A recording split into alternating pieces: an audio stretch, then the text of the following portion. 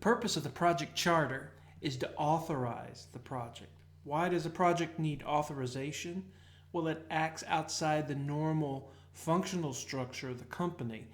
In a typical company, you have functions such as engineering, manufacturing, sales and marketing, information technology.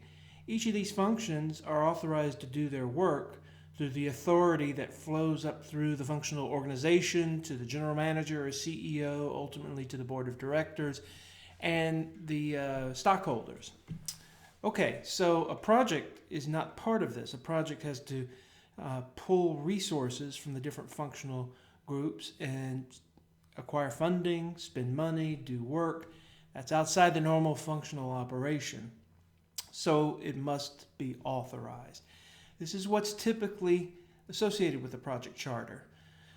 The title of the project, who sponsors it, typically an executive sponsor, the assigned project manager, the purpose of the project, general description, some high-level requirements, and again, these are kept at a very high level at this stage, high-level risks, some objectives, success criteria, who's approving it, perhaps some high-level milestones, an estimated budget, some stakeholders,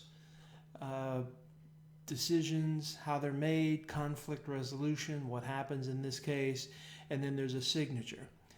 Now, one common error made in discussions of the project charter is an emphasis on all of the details that go in the project charter. Project charter does have details, but these are very high-level details. These have not been thoroughly vetted and studied and developed by the project team. They're very preliminary. Typically, what goes in the charter is only enough information to give the general direction to the project and have enough detail in there so that the project is adequately authorized. So this is what goes in it, but keep in mind the stuff that goes in it, like milestones. In the very beginning of a project, you can only guess at the milestones, for example, because you haven't fully defined the scope, you haven't defined activities that go in the project scope, so it's hard to say exactly when you're going to do it, but you could put what's desired in there to give the general idea. So don't get too caught up on the details that are typically found in a typical project charter.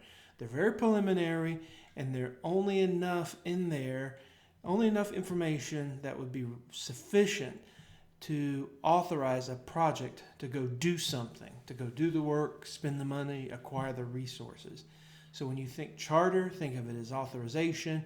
Another way you may think of it is a contract between the senior management of the company and the team being authorized to do the work.